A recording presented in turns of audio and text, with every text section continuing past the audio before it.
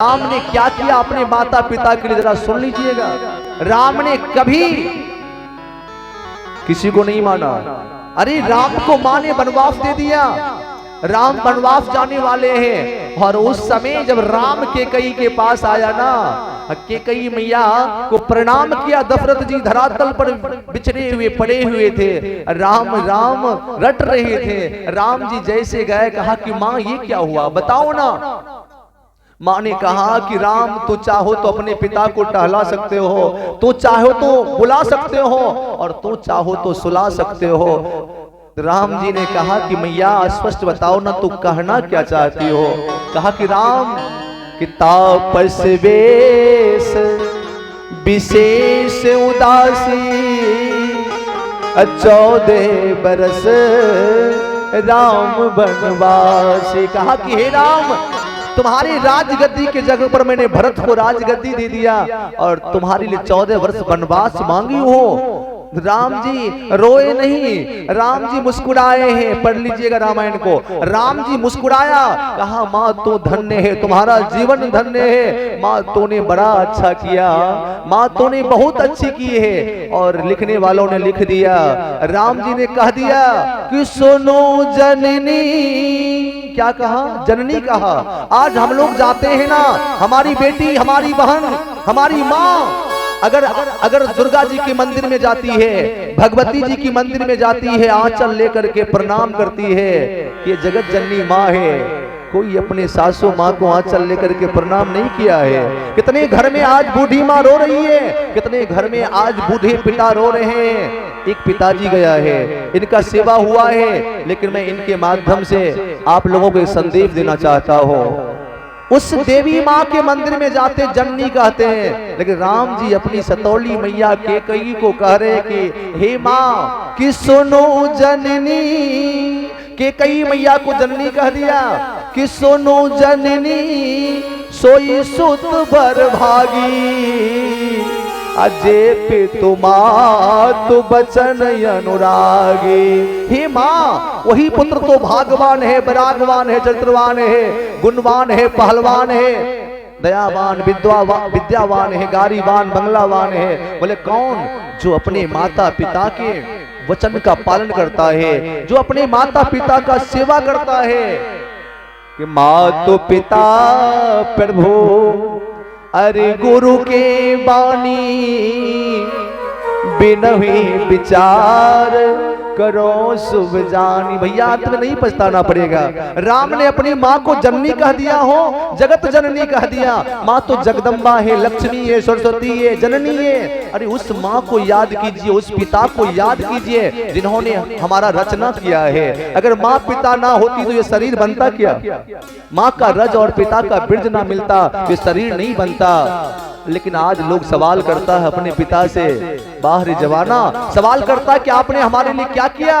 अरे भैया, अगर माँ पिता ना रहता तो शरीर ही नहीं आता आपका।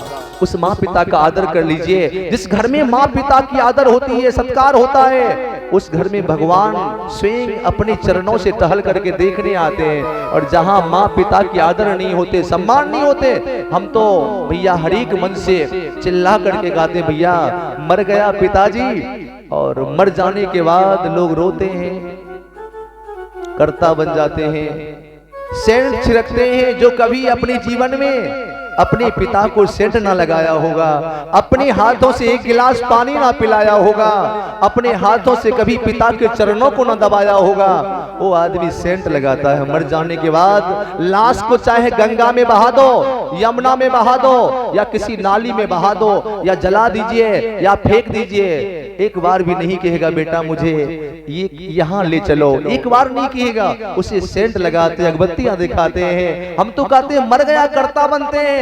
लोग कहते हैं कि बाप मर गया, बेटा कर्ता बन गया।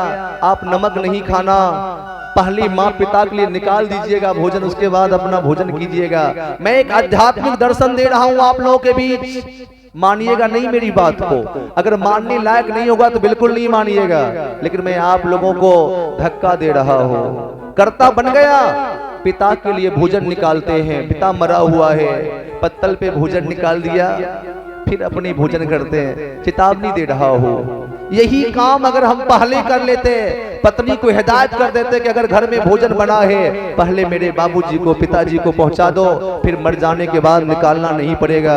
मैं सोचने पे मजबूर कर दूंगा आप लोगों को। मैं कथा कह रहा हूं, मेरी कथा में एक आध्यात्मिक तत्व छुपा हुआ है। कहां तेरी मंजिल, कहां जा रहे हो।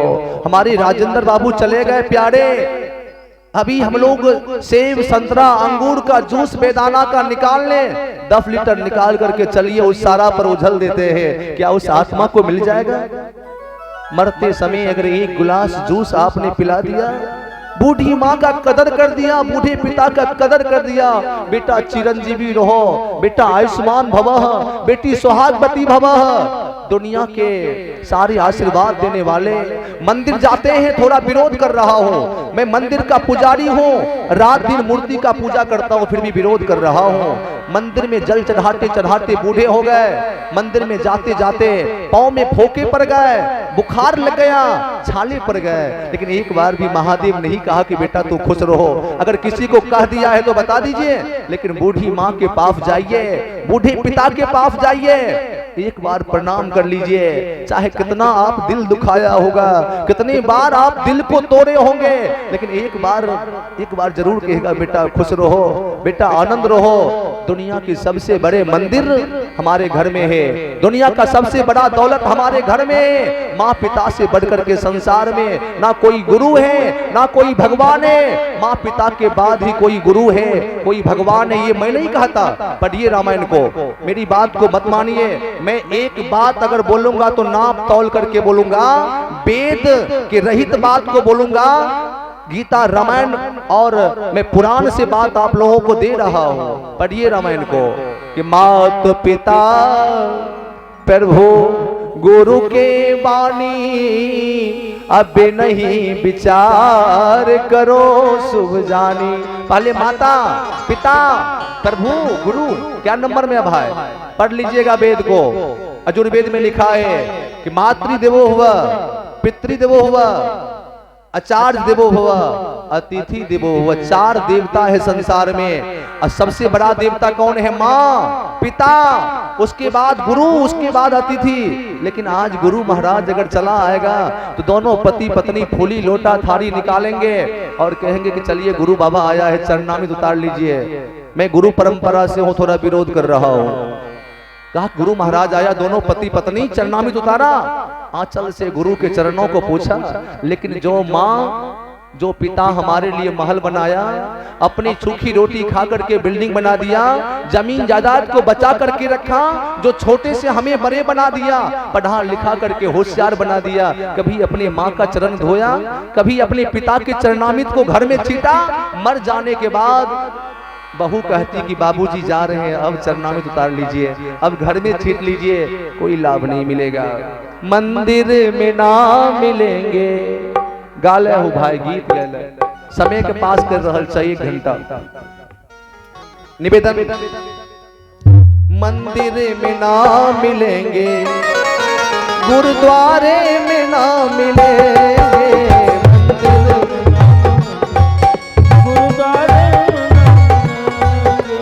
मंदिर में ना मिलेंगे, गुरुद्वारे में ना मिलेंगे, मंदिर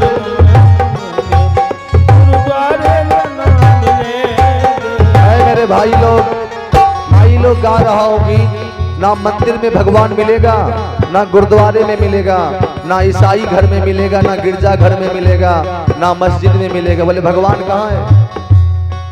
तेरे घर में बैठा है भगवान, तेरे घर में,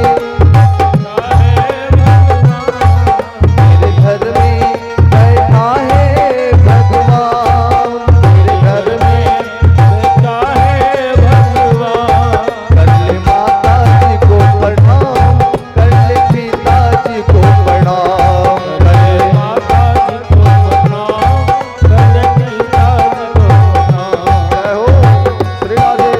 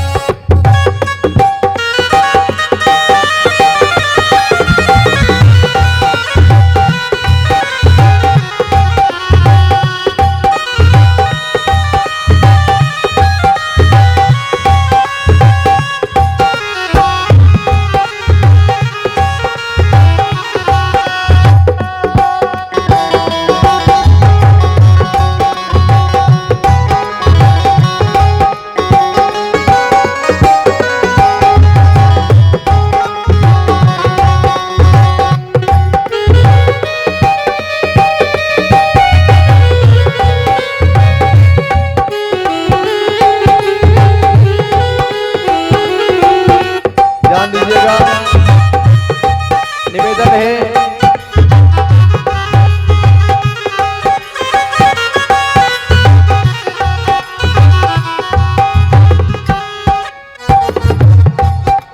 ध्यान दीजिएगा, मैं गीत गा रहा हूँ। ना मंदिर में, ना गुरुद्वारे में, ना मस्जिद में, आपके घर में बूढ़ी माँ बूढ़े पिता बैठे, भगवान के स्वरूप है, आदर कर लीजिए, प्रणाम कर लीजिए, नमस्कार कर लीजिए, आशीर्वाद ले लीजिए। जिसने तुमको जन्म दिया तो कैसे भूल गया, जिसने तुमको जन्म दिया भूल गया, पाल पोस के बड़ा किया, उस पिता को